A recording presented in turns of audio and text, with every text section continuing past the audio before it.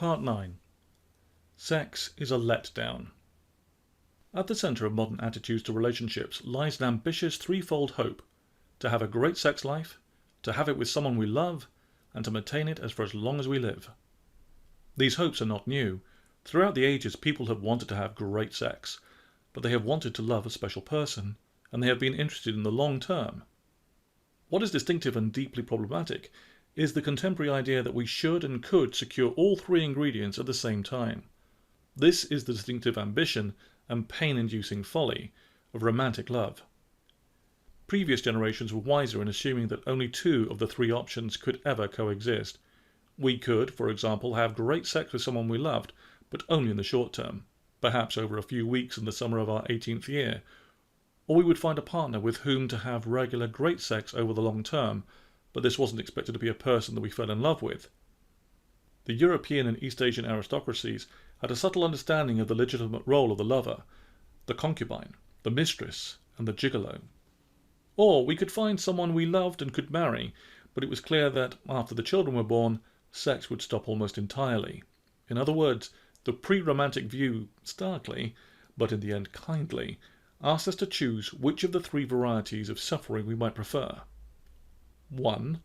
An intense, loving but brief sexual relationship. 2. Long-term sex without real love. 3.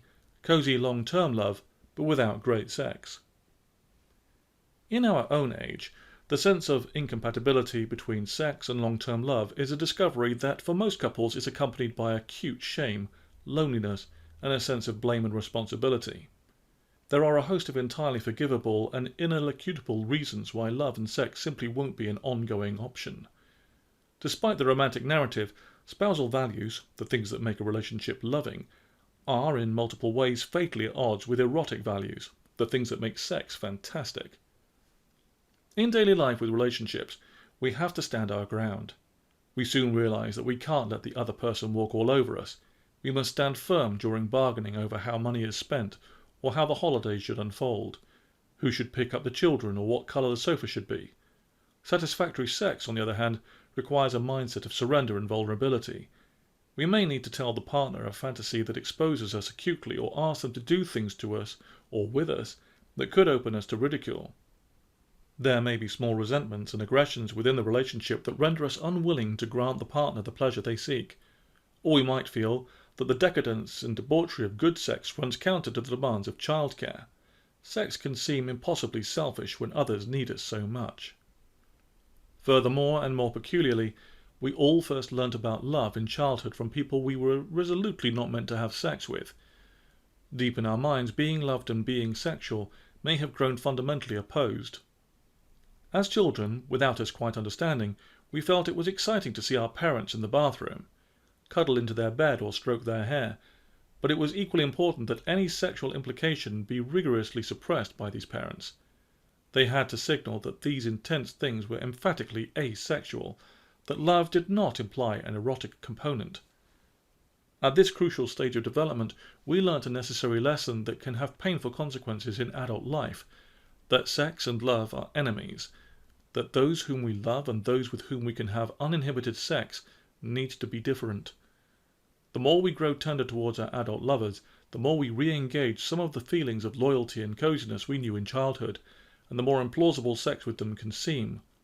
No wonder if, after a while, most couples find it easier to imagine and have vivid sex with someone other than the person they face every day over the breakfast table. At this point, some will argue the case for open relationships. Polyamory certainly sounds a mature solution to many of the tensions at stake. Perhaps sex and love really can be thought of as radically distinct entities with an almost accidental and unimportant connection. A fling, or a series of them, might go alongside a central, loving, long-term relationship. Yet this comfortingly wise philosophy forgets how nice it is when something is fully ours, and how worrying it is when we cannot make any claim on the person we have learned to trust. As children, we probably never liked letting others use our toys, although borrowing those of others was always nice. A disavowed possessive streak runs deep in most of us. It remains extremely challenging when, at an orgy, our partner gives us a wink as they disappear into a softly lit bedroom with two strangers. Hearing the one we love orgasm at the hands of another is a complex experience. Given the drawbacks, we may seek to reassure ourselves that lifelong loyalty must be a decent enough answer. When things become stale, we can buy scented candles for the bedroom and book weekend breaks in country hotels, but this rosy picture presents an equally, though differently, sentimental and sanitized story. It is deluded to suppose that by sleeping with only one person we won't be missing out on some of life's greatest and most important pleasures. We may, as loyal partners, be spared jealousy and fears of abandonment, but we will also, quite a lot of the time, rightfully feel wistful and suffocated. Ultimately, there is no answer, if by answer we mean a pain-free solution. We cannot have love, great sex, and a long-term arrangement. There is only one answer of sorts, and it can be called the melancholy position, because it confronts the tear-stained truth that in certain key areas of human existence there are simply no good solutions. Our sex lives never allow us to escape sadness altogether. They merely force us to make peace with one of its more bearable kinds.